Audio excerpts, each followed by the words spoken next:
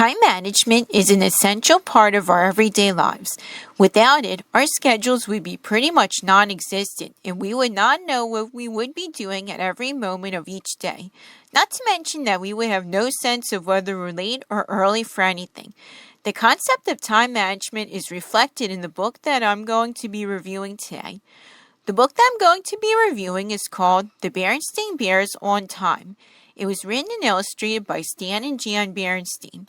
The story begins with a quiet morning in bear country, and at the treehouse were the bear family, who are our main characters that consist of Papa, Mama, brother, and sister bear. The narration tells us that it's almost 7 o'clock in the morning, as shown by a clock face and digital timer in the opposite page of the treehouse. Brother and sister bear are sleeping in their bunk beds. At exactly 7 o'clock, their alarm clock goes off, shocking Brother Bear. I have to say, as a kid, I used to get scared by the shocked look on Brother Bear's face in this illustration. I don't know why, even to this day. You would think that when the alarm clock goes off, Brother and Sister Bear would get up out of bed and get ready to go to school. But they don't. At 5 minutes after 7 o'clock, they are still asleep in their beds.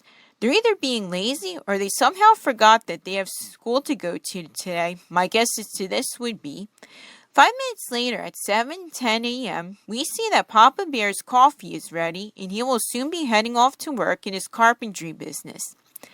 At 7:15 a.m., the story tells us that this is a time when Grizzly Gus, the bus driver for Brother and Sister Bear's school bus, starts to go to work to pick up all the cubs to take them to school. 5 minutes later, the school bus begins its rounds to do this. Well, I like the idea of this story telling us what happens during a busy morning every 5 minutes to help the target audience of young kids learn about how time passes. I think for an adult like myself, it would make the pacing of the story seem slow and boring at times. When the clock strikes 7:25 a.m., it gets closer to the time that the school bus is due to arrive to take brother and sister to school. But, as we see in this illustration, they are still asleep in their beds. The narration asks us if brother and sister will be ready in time when the bus arrives. Knowing how these children's stories go, these characters always find a way to succeed in the end, no matter what. 5 minutes later, at 7:30, we see the bus going about its rounds, picking up one bear cub after another to take to school. Once again, the narration asks us if brother and sister will be ready in time for the bus's arrival. But this time, it seems to answer its own question, saying, they may not be unless they hurry, which is a pretty realistic answer, I would have to say.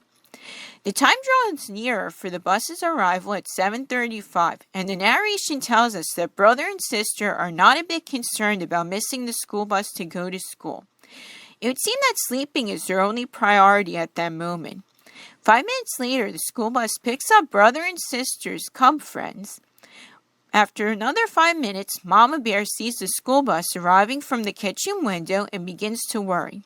She realizes that she has not heard any noise coming from the cubs' bedroom, which means that the two of them are oversleeping and are about to miss the school bus. You would think that Mama would have made sure the cubs were up earlier to allow enough time to get themselves dressed, have breakfast, and do whatever else they need to do to get ready. But I guess for the sake of the story's purpose, the author elected not to do that to make the stories more suspenseful to the reader. At 7:50, Mama picks up the cubs' bedroom and angrily tells them to wake up or else they're going to miss the bus, and brother and sister protesting in response. I would like to talk about the strangeness of the illustration in this part of the story. At the angle that we see Mama's mouth open to admonish brother and sister, it looks like Mama Bear has a sharp tooth on her bottom jaw, which seems pretty strange to me even as a kid. But looking more closer to that part of the illustration, it's actually just her collar angled up to make it only look like it appears that she has a sharp tooth on her bottom jaw. Something interesting to think about, I think. The clock reaches 7:55 a.m., and looking at this illustration, we can see that the school bus is literally just a few dozen feet away. I'm guessing from the bear family's treehouse. At this point, you would think that it's pretty much a done deal that brother and sister have missed the bus and face the consequences of them sleeping in, and as a result, be late for school. But that's not the case here.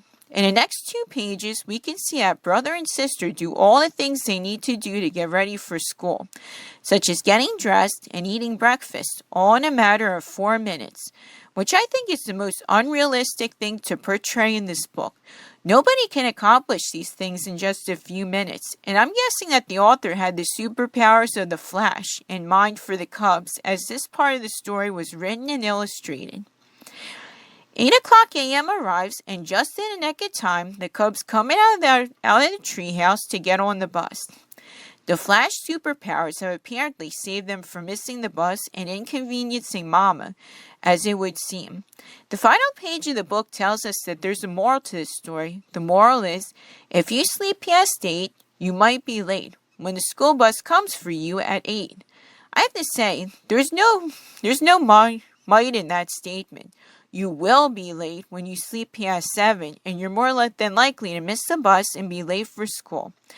I like the tired, defeated look on Mama's face on this final page, contrasting now joyful and unconcerned looks on the Cubs' faces. Mama sure has gone through a lot in one morning, that's for sure. The end. My final thoughts on this book. This book is simple and straightforward. I'll begin with that. It's very obvious that the objective of this story is, which is to teach time management in the most simplistic ways for the target audience, which appears to be for kids around first grade to around second grade.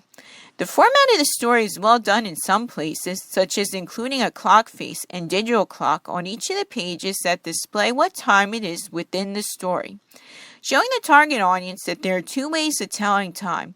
Although I can imagine that nowadays most people tell time with a digital clock appearing on people's cell phones, tablets, etc. Showing the time go by 5 minutes each time the time changes throughout the story. It's a good idea to keep the pacing of the time with the story slow. It's a good idea for the kids who are beginning to learn to tell time. But as I mentioned before, makes the pacing of this story very slow, repetitive, and at times boring for the adults like myself reading it. Keeping up waiting for something to happen throughout the story. That's one criticism I have about this story. Another one I have is that this story is that I have found that there are some things about this story that are very unrealistic, and as a result, set a bad example for the kids whom this story is targeted to. For instance, what stands out to me is the most is how, when Brother and Sister Bear wake up late, only a few minutes before the bus arrives at their house at 7:55, and within a matter of 5 minutes, the Cubs get dressed, eat breakfast, and do other things they need to do. As I said before, it's not possible to get all those things done in such a short time. I feel like the story would be better if brother and sister experienced the consequences of sleeping in, which is the obvious of missing the bus, arriving late for school, and inconveniencing Mama. That would be a better lesson to teach kids, rather than having the Cubs be superhumanly fast in getting ready as depicted in this book. It makes the Cubs look pretty lazy when they clearly hear their alarm clock, and instead of immediately waking up, they fall right back to sleep. Mama seems a little incompetent as well. If she had been watching the time herself, she wouldn't have let the Cubs oversleep the way they did as well. How are the illustrations in this book? While they're not the most gorgeous I've seen in the Berenstain Bears series, they're well designed and depict the moments that occur in the story well. As I said, it was a nice touch to include a clock face and digital clock to help show the time passing by throughout the story. The characters are very well expressive, including the facial expressions and body language. Fun fact, this illustration of Brother Bear looking shocked when the alarm clock goes off used to scare me as a kid, as I mentioned before. I have no idea why, even to this day. Finally, would I recommend this book to others? I would say yes and no. I would fully recommend this book to a target audience of very young children who are first learning how to tell time and manage it.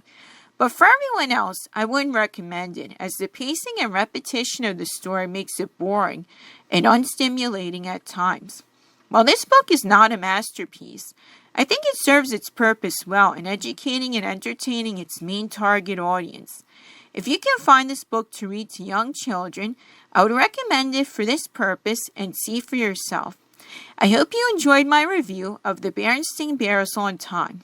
And if you have any suggestions for future review videos, feel free to leave them for me in the comments below. Please comment, share my video, and subscribe to my channel as well. Have a nice day, everyone, and thank you very much for watching.